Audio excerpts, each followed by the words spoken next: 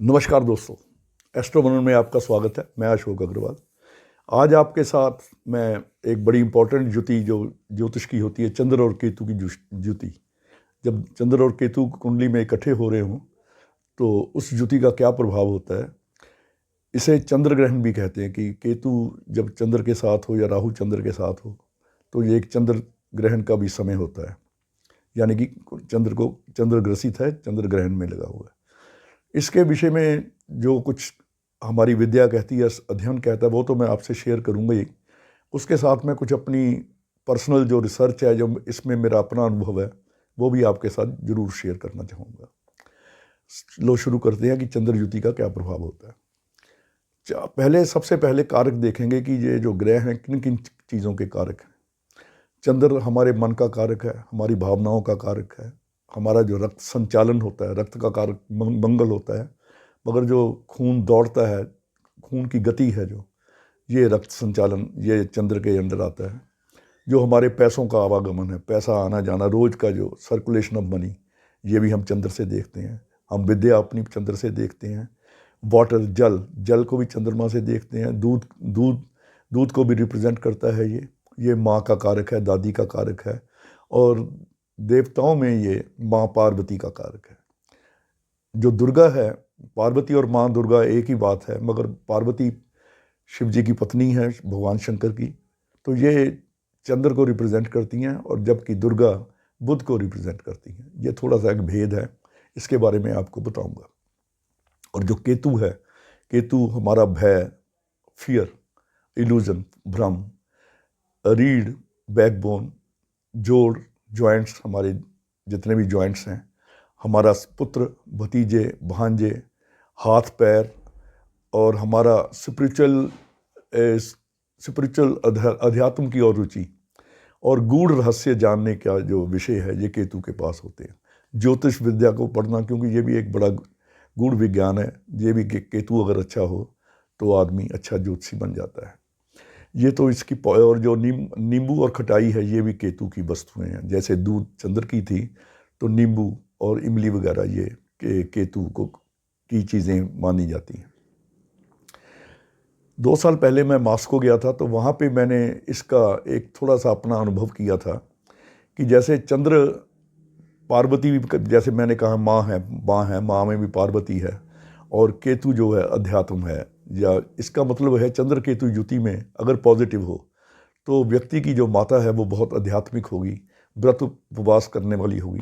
तो मैं मॉस्को प्रवास के दौरान एक अपने इंडियन मित्र के घर गया, तो वो पहली बार उनसे मिला था, उनके इनविटेशन पे उनके घर गया था। तो उन्होंने अपनी पत्री दिखाई, तो उनके चंद्र केतु की युति थी। तो मैंने सबसे पहले पूछा कि आपकी जो माता जी हैं उनकी टांगों में बहुत दर्द रहता है? कहता जी हाँ। मैंने कहा वो व्रत उपवास करती होंगी बहुत ज़्यादा? कहता जी बहुत ज़्यादा व्रत उपवास करती है, महीने में 28 दिन तो उनके व्रत ही रहते हैं। कहते बहुत, मतलब कभी आधा व्रत, कभी पूरा व्रत, यानी पूरा महीना ही व्रत रखती रहती हैं। तो वो बड़ा आश्चर्यचकित हुआ, थोड़ा सा ज्योतिष का ज्ञानी भी है वो। तो उसने कहा यार ये तुमने कैसे बताया मुझे? तो मैंने उसे एक कहानी सुनाई कि जो पार्वती है, ये हमारी चंद्र को रिप्रेजेंट करती है, माता पार्वती। उन्होंने भगवान शंकर को पाने के लिए हजारों साल तप किया था। ऐसा भयंकर तप कि पहले उन्होंने पत्ते खाती थी, फिर पानी पीना भी छोड़ दिया। जो पत्ते और पानी उनको छोड़ने के कारण उनको अपर्णा भी कहा गया है। पार्वती का एक नाम अपर्णा है, यानी कि उन्होंने पत्ते खाने भी छोड़ दिए थे। इसका तात्पर्य ये था कि अगर चंद्र केतु की युति है तो माता अध्यात्म में रुचि रखती होगी और व्रत उपवास करने वाली होगी।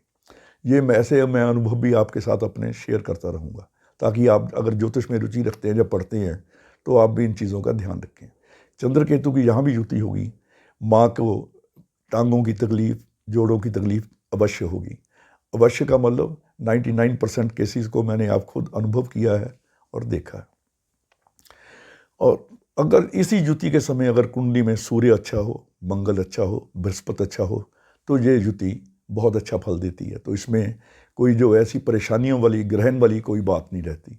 अगर कुंडली में बुध अच्छा हो, बुध उच्च का हो, या अच्छी राशि में अच्छे घर में बैठा हो, राजयोग बना रहा हो, तब भी ये युति आदमी पे कोई नेगेटिव प्रभाव नहीं डालती। बल्कि अगर बुध अच्छा हो तो 34 साल से लेके 58 साल तक जो आदमी का उम्र होती है 24 साल की, 34 से 58 तक, वो पीरियड उसकी उम्र का बहुत ही अच्छा जाता है। मंगल इस युति को देखता हो या साथ हो जाए, या मंगल चंद्र केतु के साथ हो या इसको देखता हो, तो 28वें साल से व्यक्ति का भाग्य उदय हो जाता है। अगर जंगल में भी रहता हो तो वहाँ मंगल हो जाता है। इसका मतलब ये क्या है कि भाग्य हर तरह से इस व्यक्ति का साथ देने लग जाता है। और अगर बुद्ध अच्छा हो तो आदमी की विद्या भी काफ़ी विद्या ग्रहण कर लेता है वो। अब इसके विपरीत अगर ये नेगेटिव हो तो फिर क्या होता है? नेगेटिव में जो यही चंद्र है, इसे हम फटा दूध कहते हैं, कि यानी कि नींबू डाल दिया दूध में या इमली डाल दी तो दूध फट जाता है। तो माता है जो, वो माता लंगड़ी माता कहा गया। लंगड़ी माता का मतलब माता दर्द से कराहती हुई। और जो बेटा है यानी कि जो कुंडली वाला व्यक्ति है स्वयं, वो भी जोड़ों के दर्द से परेशान होगा, या उसमें धीरे धीरे स्टेमिना की कमी आएगी, जैसे सीढ़ियाँ चढ़ते हुए हाँफने लगना, तेज चलते हुए हाँफने लगना, स्टेमिना की कमी, ये इस युति के नेगेटिव प्रभाव हैं। और जो विद्या आदमी की है वो भी अधूरी रह जाती है, क्योंकि चंद्र विद्या को भी रिप्रेजेंट करता है। अगर ये युति किन किन भावों में हो तो कैसा कैसा असर देती, मैं बड़ा संक्षिप्त आपको बताता हूँ। अगर ये युति पहले घर में हो, लगन में ये युति हो चंद्र केतु की, तो माँ और बेटा दोनों के लिए हानिकारक होती है, दोनों की सेहत पे बड़ा बुरा प्रभाव डालती है। अगर दूसरे घर में हो तो जो व्यक्ति है उसको जोड़ों का दर्द, गठिया वगैरह कभी कभी हो सकता है। अगर उसको जोड़ों का दर्द ना हटे या गठिया वगैरह की शिकायत हो तो वो अपने पैर में चांदी का कड़ा पहन सकता है। पैर में चांदी का कड़ा, क्योंकि पैर केतु को रिप्रेजेंट करते हैं, अगर वहाँ चांदी का कड़ा पहनते हैं तो इस युति का जो नेगेटिव प्रभाव है वो कम होना शुरू हो जाता है। नंबर 3 में अगर ये युति हो, आदमी अपने भाई से बिगाड़े या उनसे लड़े, तो ये युति और खराब फल देती है। तो तीसरे घर में अगर ये युति हो आपके, तो अतिथि सत्कार, मेहमानवाजी अगर आप खूब दिल से करते हैं तो इस युति का जो प्रभाव है वो निष्प्रभाव हो जाता है। चौथे घर में जो केतु है वो पाप ना करने की कसम खाता है, क्योंकि चंद्र का अपना घर है, चंद्र अपने घर में है। तो इसमें टेवा, इस युति होने से बाकी ग्रह भी जो हैं वो धर्मी का मतलब बुरा नहीं करते। कुंडली को सारे ग्रह ही अच्छे हो जाते हैं, विशेषकर अगर उसमें सूर्य, मंगल, बुध और बृहस्पति वेल प्लेस्ड हों तो आदमी ज़िंदगी में बहुत तरक्की करता है और एक अच्छा ज्योतिषी भी हो सकता है वो, या एक अच्छा कोई गूढ़ विषयों का रहस्य यानी एक वैज्ञानिक हो सकता है, या इन विषयों को पढ़ने में उसकी रुचि हो सकती है। नंबर 5 में अगर ये युति हो और आदमी मंदा बोलने वाला यानी गाली गलौज करने वाला हो, दुर्वचन बोलने वाला हो, लोगों को श्राप देने वाला, जैसे देखा होगा भी तेरा बेड़ा गर्क हो जाए, ऐसी बातें करने वाला हो, तो उस आदमी के जीवन में उसका जो जीवन है वो अवनति की ओर यानी कि नीचे की ओर जाना शुरू हो जाता है। इस युति अगर 5वें घर में हो तो अपनी जो जुबान है, जो अपनी वाणी है, उस पर बहुत संयम रखिए, तब ये युति का प्रभाव कम होगा। नंबर 6 में युति सबसे खराब मानी गई है, क्योंकि नंबर 6 में केतु का घर है।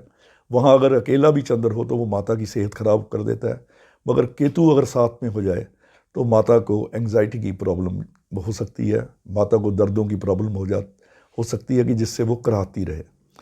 तो इस युति का जो यहाँ पे छठे घर में ये युति हो तो बुद्ध की चीज़ों के दान से इस युति को यानी कि मूंग दान या छोटी कन्याओं को मीठा वगैरह देने से इस युति का जो दुष्प्रभाव है वो कम हो सकता है। नंबर 7 में अगर ये युति हो तो अगर 24वें साल में कोई जातक शादी करता है जिसके ये युति है, तो वो शादी के बाद या तो शादी खराब हो जाती है या उसकी उन्नति रुक जाती है, काम काज में अड़चने आती हैं। 24वां साल शादी के लिए अवॉइड करना चाहिए। 23वें साल या 25वें साल वो शादी कर सकता है, मगर 24वां साल इस युति में शादी को उसे अवॉइड करना चाहिए। 8वें घर में चंद्र केतु दोनों बर्बाद लिखा हुआ है। बर्बाद का मतलब ना माता सुखी ना बेटा सुखी, और अगर आदमी पढ़ता भी है तो उसकी विद्या अधूरी रह जाती है। अगर ये युति यहाँ पे विद्या के लिए ख़राब कर रही हो या माँ बेटा दोनों दुखी रह रहे हों, तो आप 3 केले लगातार रोज़ 43 डेज 43 दिन मंदिर में चढ़ाएं। 48 डेज उसमें रेगुलरिटी चाहिए, कंटिन्यूटी चाहिए, तो इससे भी इस युति का प्रभाव कम होता है और जो विद्या में अड़चने आती हैं, जब पढ़ने में एजुकेशन में रुकावटें आती हैं, वो दूर हो जाती हैं। खाना नंबर 9 में, तो ये माँ के लिए विशेष खराब रहता है, बेटे के लिए इतना बुरा नहीं होता। अगर खाना नंबर 10 में ये युति हो तो दोनों ग्रहों का प्रभाव शक्की होता है। शक्की का मतलब ये दोनों ग्रह एक शक के दायरे में आते हैं कि अच्छा करेंगे या बुरा। वो जैसे मैंने आपको कहा है कि अगर कुंडली में बृहस्पति, बुध या मंगल अच्छे हों, सूर्य अच्छा हो, तो ये युति बहुत अच्छा फल देती है 10वें फल में घर में। अगर ये ग्रह खराब हों साथ में, तो ये युति यहाँ पे बहुत ख़राब फल देती है। वही ख़राब फल जो मैंने इसके लिखा, जोड़ों के दर्द, माता परेशान, विद्या अधूरी, ऐसे फल। चंद्र 11 में ये माता, विशेषकर दादी के लिए ये युति अच्छी नहीं रहती। बड़ी मुश्किल से दादी पोते का मुंह देखती है। अगर ऐसी युति में दादी हो और जातक के बच्चा जब पैदा हो, तो वो कोशिश करे कि दादी को वो 40 दिन वो बच्चा दादी ना देखे, तो ये दादी की सेहत के लिए अच्छा रहता है। और उसको व्यक्ति को अगर सेहत में प्रॉब्लम हो, जोड़ों में दर्द हो, स्टेमिना में कमी हो, या उसको वीकनेस फील होती हो, तो वो सोने की सलाख को दूध में भिगो के अगर रात को प्रयोग करता है शाम को। वैसे अगर चंद्र केतु युति 11 में हो तो रात को दूध का प्रयोग नहीं करना चाहिए। किसी भी व्यक्ति के अगर चंद्र युति है केतु की के साथ, तो उसे रात को दूध नहीं पीना चाहिए। तो वो जो सोने की सलाख है वो पानी में बुझा के भी अगर पिएगा तो वो ही काम करेगी। उसके स्वास्थ्य के लिए, उसके स्टेमिना के लिए, उसके जोड़ों के दर्द के लिए ये बहुत ही बढ़िया सिद्ध होगी। खाना नंबर 12 में अगर यही युति हो तो आदमी सारी उम्र पैसे गिनता रहता है। सब पैसे गिनने का मतलब पैसे की आवाजाही बहुत होती है, मगर जब वो साल बाद अपना खाता देखता है, अकाउंट चेक करता है, तो उसमें लेन देन निकाल के जो बचत होती है वो शून्य होती है। तो इस युति को भी ठीक करने के लिए बुध का उपाय यहाँ पे लिखा गया है। मूंग का दान, छोटे बच्चों की सेवा, और या यहाँ पे 12वें घर में अगर चंद्र केतु युति हो तो कान में सोना डालने से भी इस युति का प्रभाव कम होता है। वैसे चंद्र केतु की युति वाले अगर सभी व्यक्ति कान में सोने की एक सलाख सोने की बाली डाल लें, तो इनको दर्दों की तकलीफ़ में ये सहायता कर सकता है। उनको अगर जोड़ों की तकलीफ या जो भी रीढ़ बैकबोन ये क्या स्पॉन्डिलाइसिस वगैरह हो, सर्वाइकल, तो उसमें भी ये कान का छेदना, कान में सोना रखना, ये उपाय काम करता है। और इसका एक कॉमन उपाय है, क्योंकि चंद्र ग्रहण है, कि जब भी चंद्र ग्रहण, ये युति आपकी कुंडली में कहीं भी 12 घरों में हो और चंद्र ग्रहण जब लगता है, तो चंद्र के दुश्मन ग्रहों की चीज़ें यानी कि राहु केतु शनि की चीज़ें, जौ, काले तिल, साबुत बादाम, नारियल और उड़द, ये 4-5 चीज़ें आप ले लें। और चंद्र ग्रहण के समय आप इसे, रात को लगता है चंद्र ग्रहण, तो आप इसे उस दिन अपने पास रख सकते हैं, अपने बेडरूम में रखें उसे, और अगले दिन सुबह वो जल प्रवाह कर दें। ऐसा अगर प्रत्येक चंद्र ग्रहण को आप करते रहेंगे, तो इस चंद्र केतु की युति, जो ग्रहण युति है, इससे आपको काफ़ी निजात मिलेगी।